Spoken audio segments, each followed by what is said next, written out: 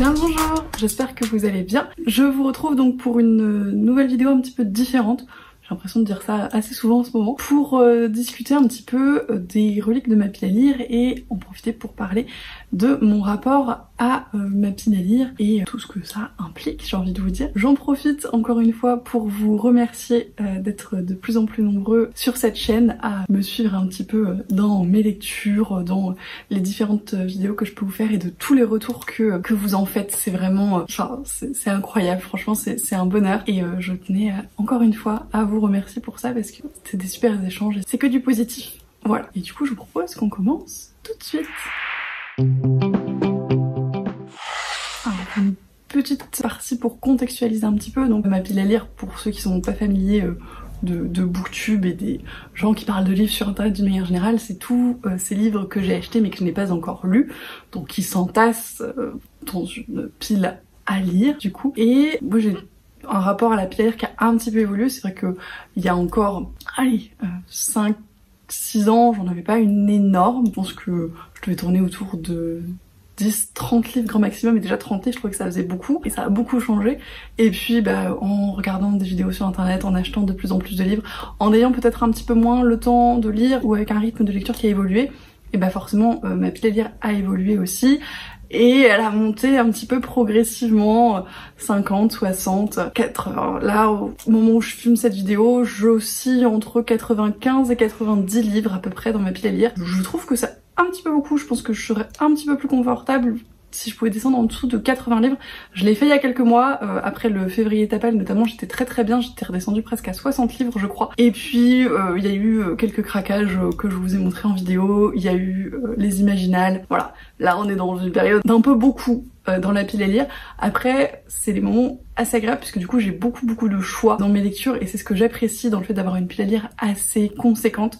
C'est vraiment de pouvoir choisir ce qui me plaît et de pas être frustrée parce que il y a un type de livre que j'ai très envie de lire parce que je suis exactement dans ce mood là et qui se trouve pas dans ma pile à lire. Donc là-dessus je trouve que c'est le nombre de livres qui me convient en termes de choix, mais c'est un petit peu trop pour que je me dise je peux les lire rapidement et puis pas avoir l'impression qu'il y en a qui traînent un petit peu trop dans ma pile à lire, comme ça peut être le cas à l'heure actuelle. Donc voilà, là je suis dans un petit peu trop, je vais essayer d'inverser la tendance si je peux, sachant que j'ai quand même envie d'acheter pas mal de livres en ce moment. Donc on va voir ce que ça donne. J'ai un bon rythme de lecture, j'achète pas mal de livres, il faut que les deux arrivent à se compenser. Mais ouais, là redescendre en dessous des 80 livres, je pense que ce serait très bien, et puis ça me permettrait voilà d'avoir à la fois du choix et à la fois l'impression de venir à bout assez rapidement des livres que j'achète. Cela étant dit, comme du coup j'ai quand même pas mal de livres, il arrive qu'il y en ait qui restent un petit peu plus longtemps dans ma pile à lire, et c'est là qu'interviennent les fameuses reliques de la pile à lire. Pour moi, une relique, c'est un livre qui est là depuis plus d'1 an. C'est-à-dire que ça fait plus d'1 an que je l'ai acheté et je l'ai toujours pas lu. Ça arrive assez rarement parce que globalement, quand j'achète un livre, je considère que c'est parce que j'ai envie de le lire assez rapidement, dans les semaines ou les mois à venir. Et voilà, généralement, je suis assez bonne pour ça. Je lis les livres au fur et à mesure assez facilement. Mais encore une fois, il arrive qu'il y ait des achats qui soient fait à telle ou telle période, quand finalement j'ai plus envie de lire le livre, ou que j'ai pas le temps de lire tout ce que je veux, etc. Ou qu'il y a eu beaucoup d'achats à un moment donné, enfin pour plein de raisons, il arrive qu'il y ait des livres qui s'accumulent et qui restent un petit peu plus d'1 an.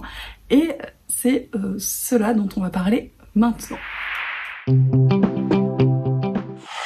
Alors je vous disais qu'il y a assez peu de livres que j'ai depuis plus d'1 an. Effectivement il y en a une grosse dizaine, là il y en a 11. Il y en a 11 qui sont depuis plus d'1 an dans ma pile à lire et il y en a 3 qui sont là depuis plus de 2 ans, puisque c'est des achats qui datent de 2020 voire un petit peu avant. C'est vraiment très rare que ça traîne aussi longtemps. Voilà, 3 c'est pas non plus catastrophique, et puis vous allez voir c'est des lectures qui je pense vont se lire assez vite mais que j'ai pas eu l'envie ou l'occasion de sortir en tous les cas. Donc ouais, c'est assez rare que ça traîne entre guillemets aussi longtemps dans ma pile à lire, mais ça arrive parce que parfois c'est pas le moment. En l'occurrence les deux plus anciens, c'est le tome 3 des Seigneurs des Ténèbres, donc l'Émeraude des Ténèbres de Jenna Showalter chez Harlequin, j'ai des livres Harlequin, et Psy Changeling, le tome 4, Bien pour toujours, de Nalini Singh chez Milady. Donc c'est 2 romances paranormales, je les ai achetées du coup en 2020 à une époque où j'en lisais encore assez régulièrement, beaucoup plus que ce que je ne peux faire à l'heure actuelle. Et en fait, je les ai achetés d'occasion, je les avais trouvés, alors celui-là peut-être sur Rakuten et l'autre dans une bouquinerie, quelque chose comme ça, ou chez Emmaüs. Mais en gros, voilà, c'est des achats d'occasion, de romances paranormales, donc un genre que je lis beaucoup moins à l'heure actuelle. En plus des séries qui sont pas franchement parmi mes préférées parce que je leur trouve quand même beaucoup de défauts. C'est des lectures qu'à l'époque j'aimais bien ponctuer de temps en temps après quelques lectures un peu plus exigeantes. Ça me permettait de me reposer un petit peu le cerveau entre guillemets, voilà, de lire un truc assez rapide. Mais comme c'est parmi les séries de romances paranormales que j'aime un petit peu moins, et ben finalement ils ont traîné dans ma palle. Et là c'est entre les lectures qui me relaxent et des lectures qui me crispent un peu quand je leur trouve des défauts, etc. Donc pour l'instant j'ai pas encore osé les sortir de ma pile à lire. Il va falloir le faire à un moment donné. Je pense que si j'arrive pas à les sortir avant, je les mettrai dans le Pumpkin Cotton Challenge parce que typiquement la romance paranormale ça rentre souvent dans certaines catégories du challenge. Et sinon je me dis que ça peut être une lecture de vacances où vraiment j'éteins mon cerveau pendant quelques 400-500 pages là et tant pis si c'est cliché, tant pis si c'est problématique. Je verrai après en fonction de ce que donnent ces 2 tomes là, mais je suis pas certaine que ce soit des séries que je continue parce que vraiment, voilà, je vous dis, on sent bien que mon intérêt pour elles s'essouffle, j'ai du mal à les sortir de ma pile à lire, je leur trouve des problématiques plus ou moins importantes, donc on va voir ce que ça donne. Mais potentiellement c'est les derniers livres de ces séries que je lis. Et donc le dernier de ces 3 livres qui date d'avant 2020, pour le coup c'est une demi-relique puisqu'il est à demi dans ma pile à lire encore, il est énorme, c'est Les premières aventures d'Arsène Lupin, donc de Maurice Leblanc, dans les très belle édition Omnibus, avec un coffret. Ils ont fait la même chose pour Sherlock et pour Jane Austen aussi, mais celui-là je crois qu'il n'est plus disponible, je sais même pas si cette édition est encore disponible. En fait je vous dis qu'il est à moitié dans ma pile à lire parce que si j'arrive à retrouver le marque-page, oh, tac, j'en suis là, c'est-à-dire qu'il me reste juste cette petite partie à lire par rapport à tout ça. Il me reste les dernières nouvelles en fait d'Arsène Lupin. J'ai lu toutes les premières nouvelles, j'ai lu L'Aiguille creuse mais il y a un moment. Donc c'est la dernière partie de cet ouvrage qui me reste à lire avant d'avoir fini Les aventures d'Arsène Lupin. C'est un livre que je prends plaisir à découvrir globalement mais que je lis pas d'affilée parce que c'est pas non plus le type de livre que je peux marathonner comme ça. Je trouve que ça reste assez pesant si on lit un petit peu tout d'affilée. Voilà, il y a des choses qui sont un petit peu répétitives mais j'apprécie l'humour, j'apprécie cette ambiance un petit peu du XXe siècle. C'est très sympathique, c'est illustré, l'objet livre est magnifique. Alors par contre il pèse son poids donc c'est pas forcément hyper pratique à lire. C'est pas le genre de bouquin qu'on emmène en vacances, mais je passe un bon moment et lui pour le coup il se lit tranquillement. Et donc là on va passer aux livres qui sont dans ma pile à lire depuis 2021 et on va aller jusqu'à septembre 2021 en termes de date d'achat pour voilà les livres qui sont là depuis plus d'un an dans ma pile. Alors quand je posterai cette vidéo on sera début août, donc ce sera 1 an ou 11 mois mais pour vous donner une idée. Je vous présente ces livres dans l'idée que j'essaye de les lire avant fin 2022 pour que vraiment on attaque 2023 sur un bon pied. Alors du coup il y aura d'autres livres que j'ai achetés en 2021 que je vais essayer aussi de lire dans ces derniers mois de 2022, mais cela c'est un peu les priorités et du coup j'en ai 11, donc là si j'en lis 2 par mois à peu près, ça devrait le faire que ce soit fini d'ici la fin de l'année. Les premiers livres qui sont du coup au sommet de cette pile, c'est 2 livres d'un auteur que j'apprécie beaucoup, dans une édition que j'apprécie beaucoup énormément, mais c'est des livres qui me font un petit peu peur. C'est Royaume de vent et de colère et Je suis fille de rage de Jean-Laurent Del Socorro, qui sont dans les très belles éditions ActuSF, qui brillent, qui sont en hardback, qui sont absolument magnifiques. Dans la bibliothèque, je pense que ça va rendre extrêmement bien. C'est les premières éditions ActuSF comme ça que je me procure. J'en ai une autre dans ma pile à lire mais qui est là depuis un peu moins longtemps et vraiment je les trouve très belles. Jean-Laurent Del Socorro, je l'ai découvert avec Boudica, qui est une espèce de réécriture sur une reine celte dans l'Antiquité qui était absolument merveilleux. Et là, voilà, j'avais envie de continuer à suivre cet auteur. Ces éditions étaient très belles. J'en ai entendu beaucoup de bien de ces 2 ouvrages. Ça, je crois que c'est une réécriture avec Abraham Lincoln. Et alors ça, je sais plus exactement, mais j'ai pas forcément envie de lire les résumés. J'ai un peu envie de me lancer comme ça. Et en fait, ces bouquins me font un peu peur parce que je sais que la plume de Jean-Laurent Del Socorro peut être assez exigeante et j'ai pas envie de la lire au mauvais moment. Donc j'attends le bon moment pour les sortir de ma pile à lire depuis maintenant plus d'1 an et il va falloir que je me décide parce que ça fait trop longtemps et c'est dommage pour ces livres. Donc voilà, je vais les lire. Pareil, si je les lis pas cet été, j'essaierai de les sortir pour le Pumpkin Autumn Challenge ou pour le Cold Winter. Il faut que ce soit lu avant la fin de l'année parce que vraiment ils me font extrêmement envie et ce serait très dommage qu'ils restent encore un petit peu trop longtemps dans ma pile à lire.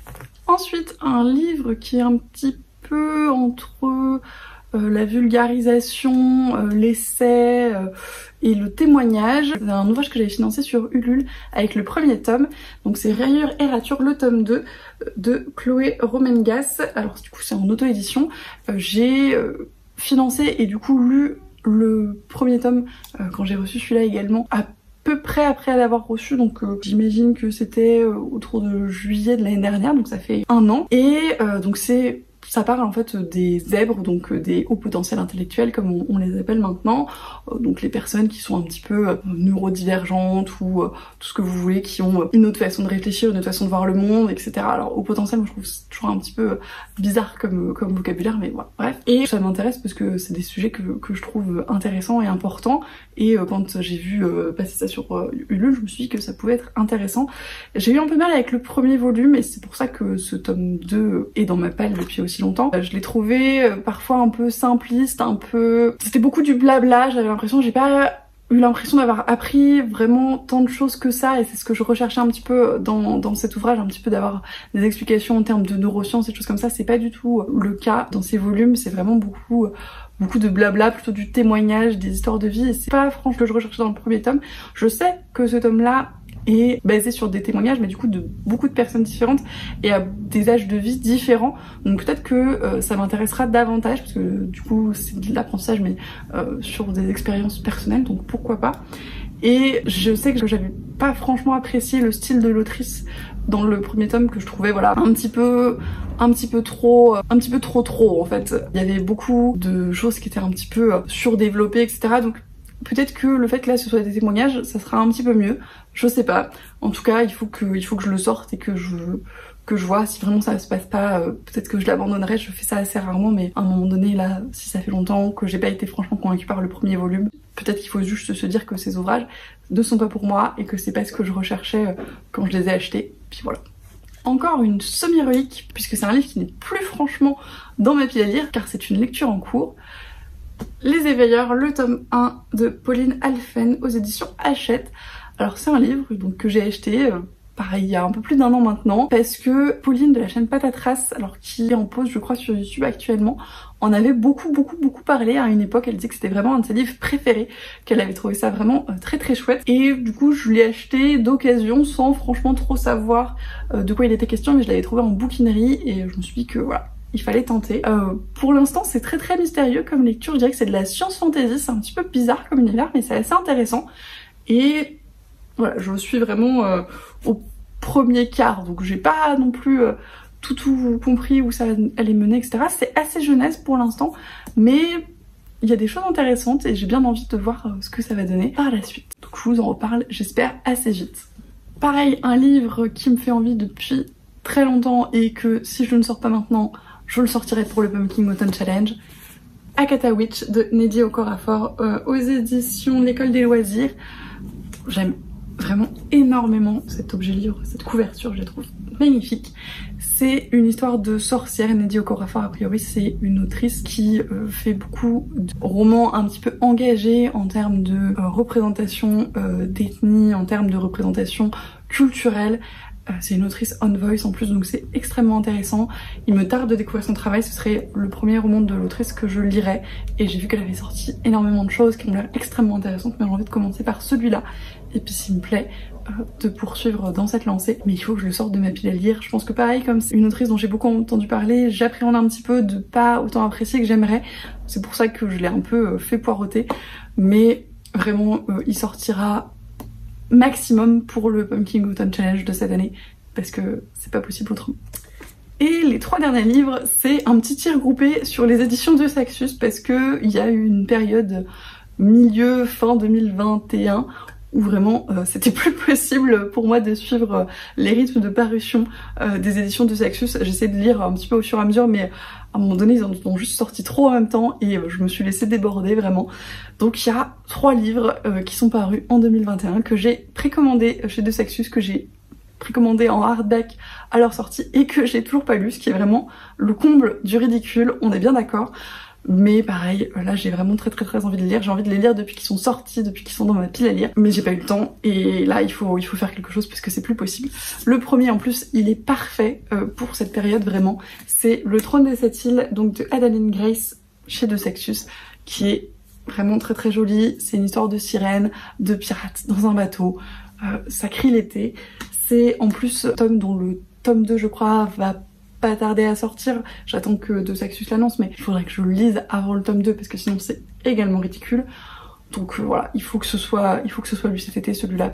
Un autre livre qui je pense serait très bien pour la période estivale, un petit peu légère, ou éventuellement la rentrée puisque ça parle d'école, c'est La méthode Lighty de Leah Johnson chez de Saxus. Celui-là j'ai dû vous le présenter dans une ou deux piles à lire déjà, le challenge Young Adult notamment, parce que c'est un livre Young Adult, c'est du contemporain qui parle de cette jeune fille qui veut être je sais plus, reine du bal de promo ou quelque chose comme ça.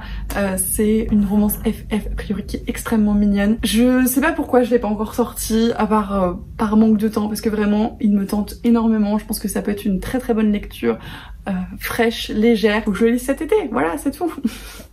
Et le dernier livre de cette vidéo est le dernier de Saxus. Alors lui, je sais pourquoi je ne l'ai pas encore sorti, parce que vraiment, il est très gros et il faut que je me pose un petit peu pour le lire. C'est Lore de Alexandra Bracken chez de Saxus. Lui, il est encore sous blister, hein, pour vous dire à quel point, voilà. J'avais beaucoup aimé Prosper Reading de la même autrice, et que j'ai lu en anglais, que je vous ai présenté il y a pas très longtemps dans Mes séries à terminer. Et quand j'ai vu qu'elle sortait un ouvrage chez de Saxus, en plus ça parle plus ou moins de mythologie grecque dans un contexte un peu de Hunger Games et tout, ça a l'air très chouette. Il y a des avis qui sont très bons. J'adore en plus la couverture, le travail éditorial, etc. Vraiment, enfin, voilà, encore une fois, c'est les de Saxus. C'est très joli. Mais je l'ai pas encore sorti parce qu'il est gros et que voilà, j'ai un peu peur de prendre trop de temps pour le lire, encore une fois, etc. Et j'ai vraiment envie de le lire au bon moment. Pour l'instant, je ne l'ai pas trouvé. Mais voilà, il faut que ce soit avant la fin de cette année. Je ne me laisse pas le choix.